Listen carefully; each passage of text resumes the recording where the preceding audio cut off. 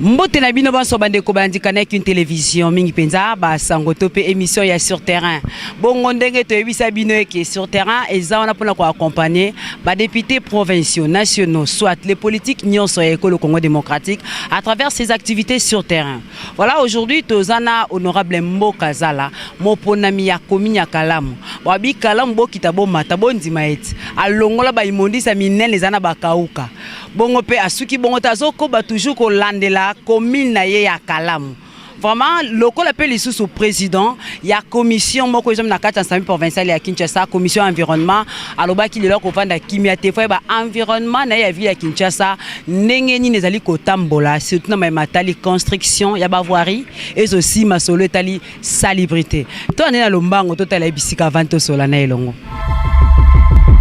Voilà, bandeko Kanek in télévision, ba ebolinga kamingi, Kanek in télévision, la télé-vérité, toza pena pona bosolo.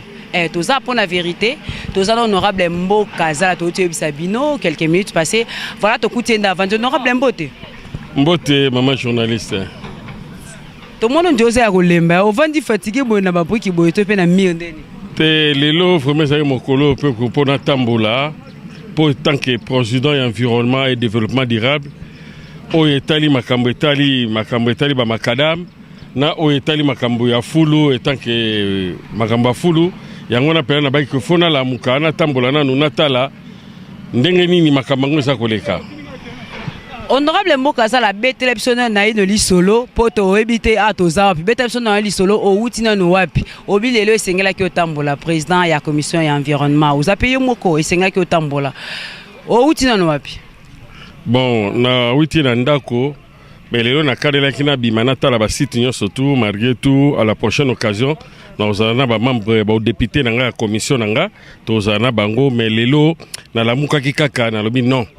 Tika na bimanata la maye, mazako salama et poté le quoi tozana congé parlementaire et permettre biso ngai na kwa koyeba eloko nini songolo pakalezo le kanakati ya Kinshasa.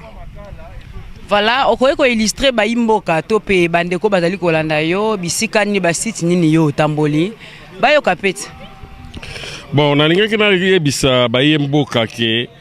biso na kati ya provincial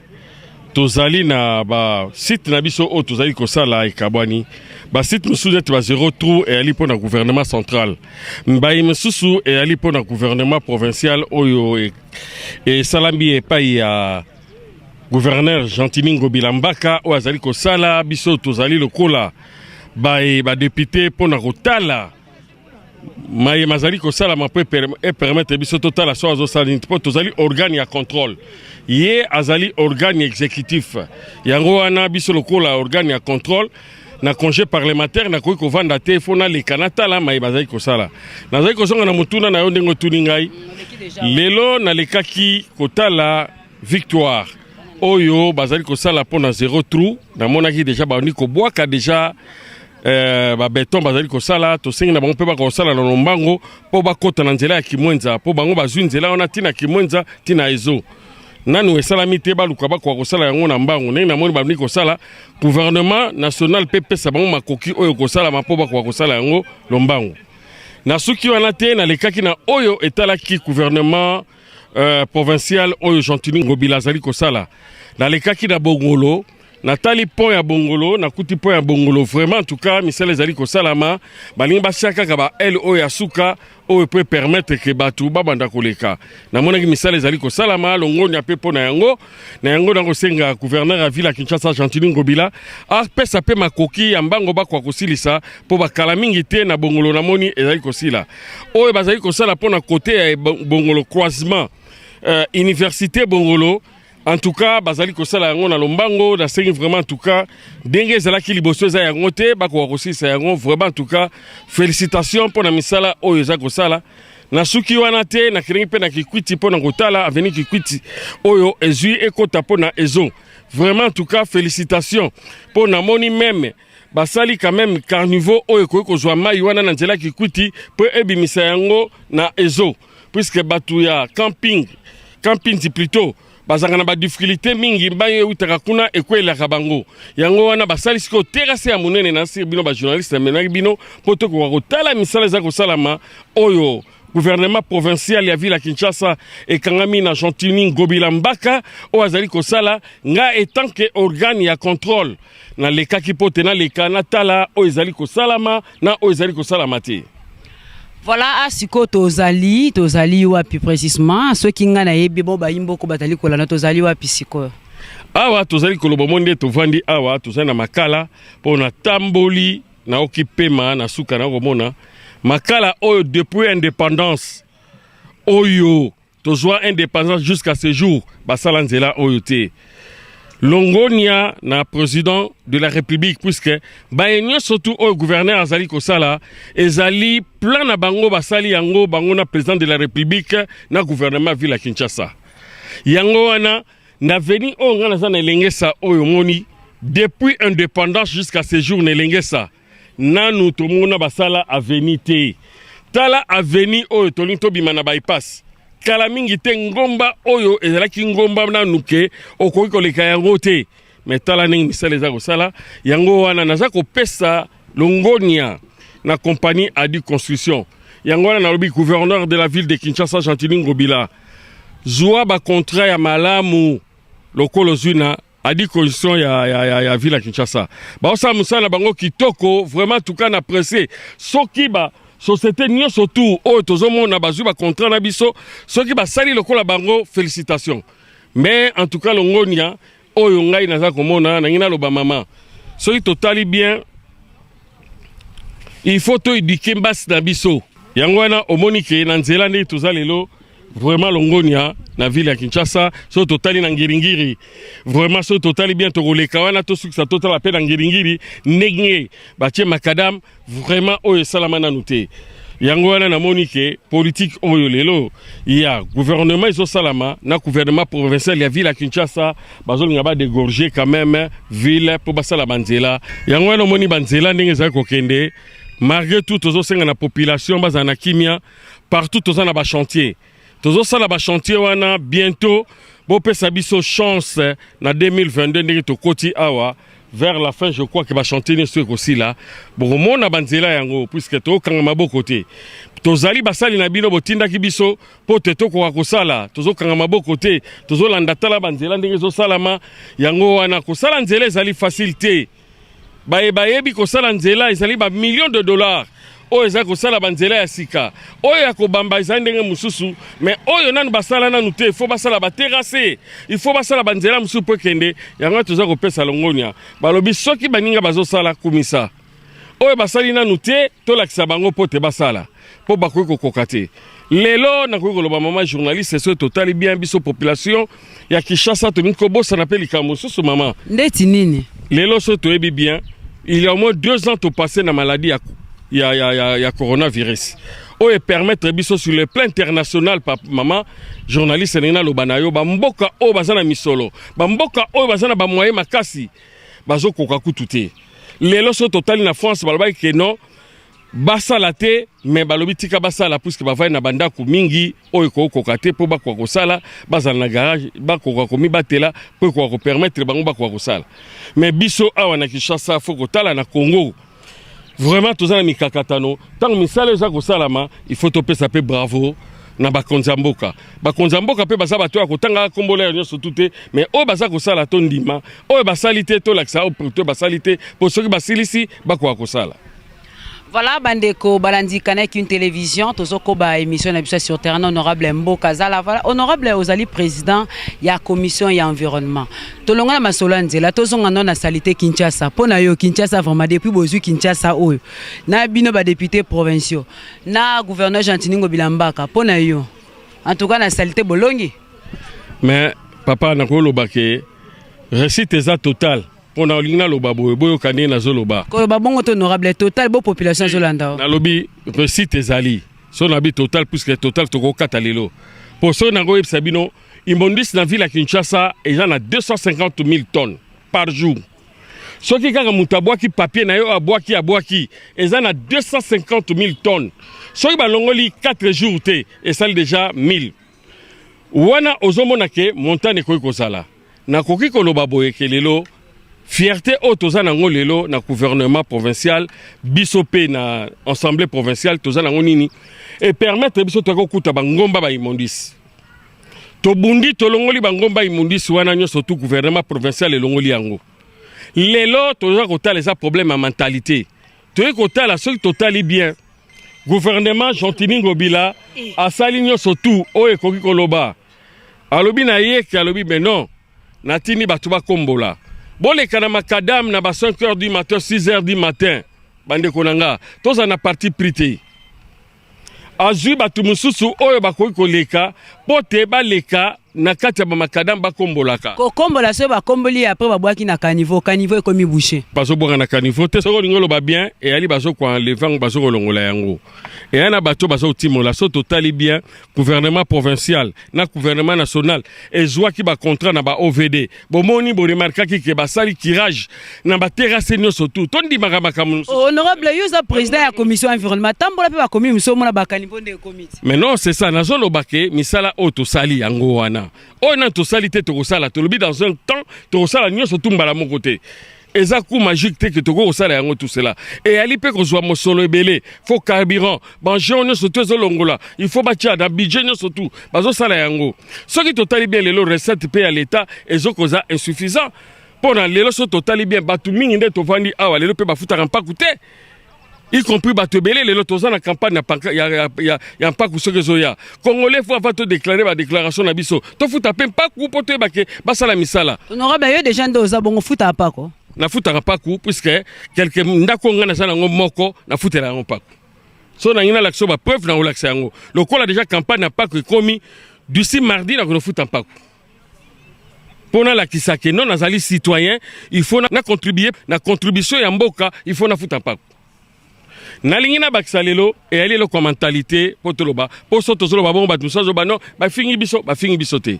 mpo toremarke ke sikoyo fo biso nyonso tosala sensibilisation ndenge nini tokogere badeshe na biso ndenge nini tokoki kotia yango osilisi obwaki bakomboli lelo bakomboli bamakadam okomona après 2 heures du temps makadam nyonso ekomi salité on dirait basalaki eloko te or kende biso lelo population ezosenga biso population nyonso tu ya Kinshasa ya Congo mobimba toyeba ndenge tokoki kogere baimondisi na biso toyeba ndenge nini ke ozwi yango obwaki yango bozala badecharge finale te bosala mpona koluka koyeba kobwakaka babiloko wana nsima ya kolongola yango mpo eza na likambo ya caniveau nde moto ekoma korecevoir badege basala baimondisi nyonso toza na yango soki totali bien mais so totali bien même so totali bien na Kasavubu chaque fois tolongola yango na Gombe tolongola yango côté ya usine ya nini ya nini ya Bralima tolongola yango so totali bien ke lelo o chaque butu nyonso tozomona ba imondi sezolongwa mais sikoyo mabe naza komona na nina loba lelo oyo pe baza ko bloquer gouvernement provincial. À tout moment, ils ont bloqué le compte. Ce qui est comme à la fin du mois, ils ont bloqué le compte. Na mutu songolo, azwaka nyongo moko ya kala, oui. Ezali malamu kozwa actif na passif. Na misala l'État, ozwa o ezaki ya kala, ozwa o ezaki pe ya sika. Mais tant que bazo sala nengo wana gouvernement provincial, azozwa be mindondo po fa futa ba compagnie o assigné na bango ba contrat po misala ekende noki. Mais nazomona que chaque fois comme fin du mois surtout bazo permettre que balukanyo surtout bakanga ba compte bakangi boye bon bakofuta batu ndenge nini bakosala ndenge nini yango wana to sengi lelo na gouvernement central eko akotala pe likambo wana eko olongola mbeba wana na banque centrale bako akotika nano libre gouvernement provincial ya ville ya Kinshasa o Jean-Tini Ngobila za kokamba eko akozana na kimia poto kwa okene yango eko okene malamu. Voilà, honorable Mbokaza tozoko bana mwa lisolo to tuna pena no na kati ya mosala na yo siko na vacances parlementaires ou okani ko sala nini sur terrain. Bon, na vacances parlementaires na ngai vraiment en tout cas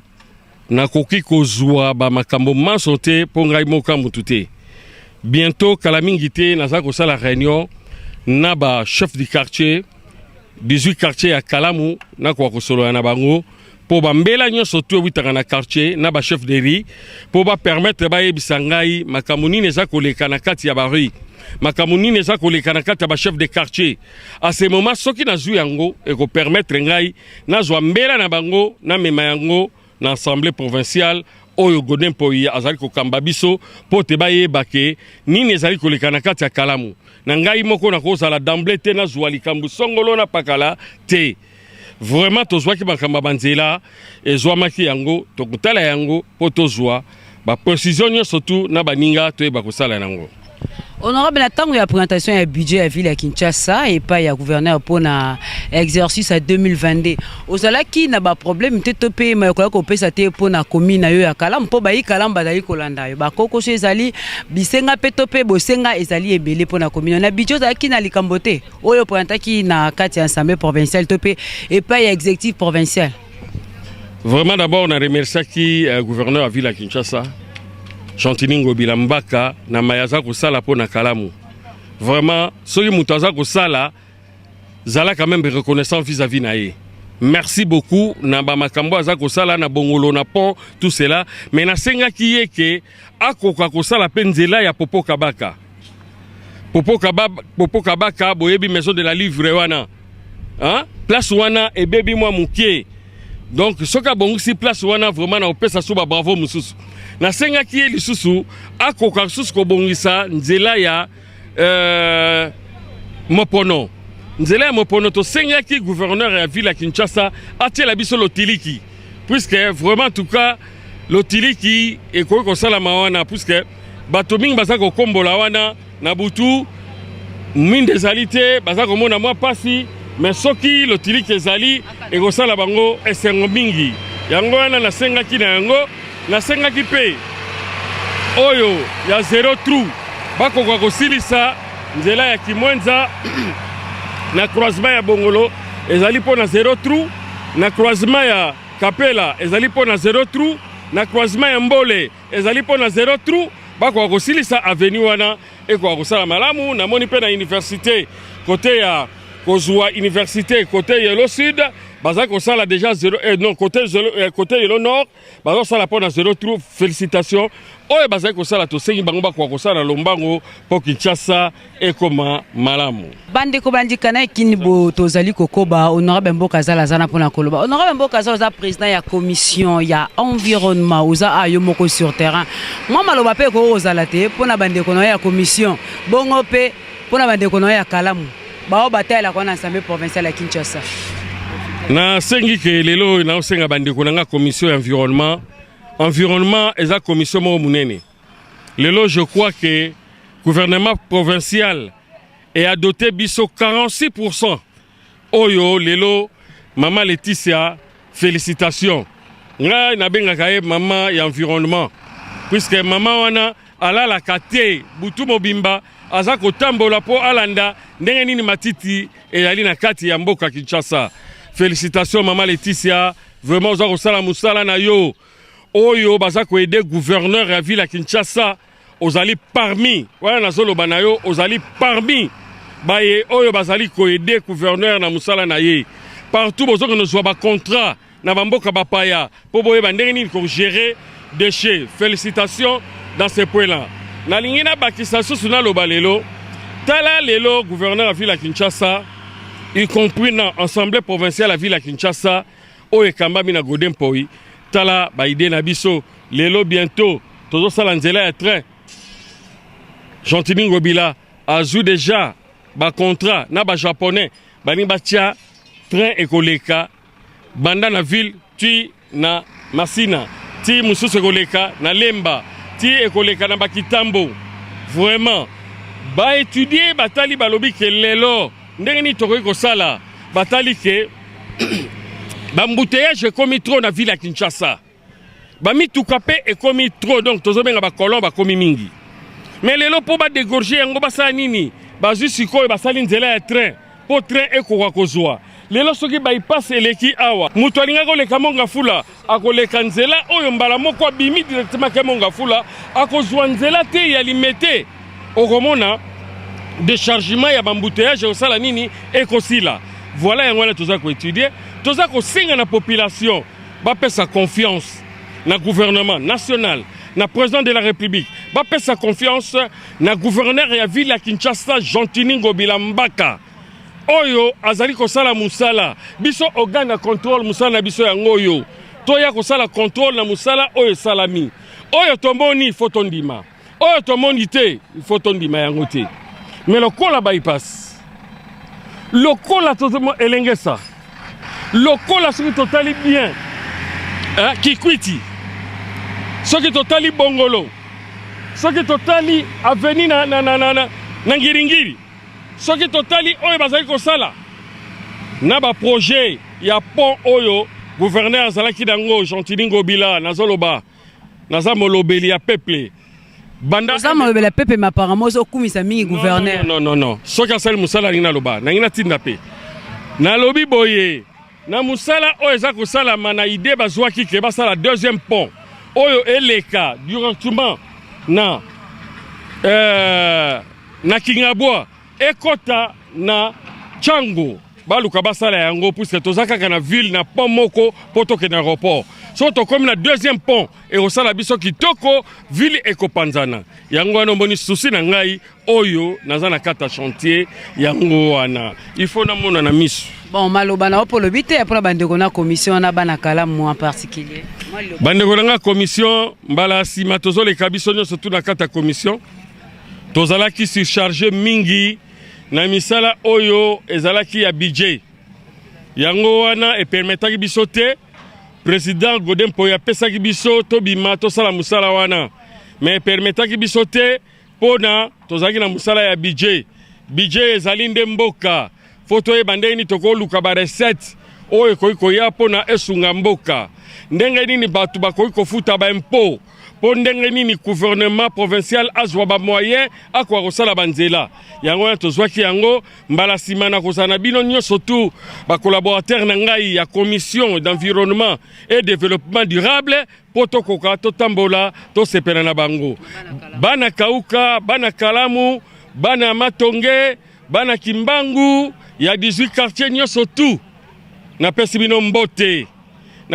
mbote musala ya député zali oyo alandela misala ya député zali te abandolanda mutu na ndaku na ye moko te po wana na kopesa te yango wana bana yolo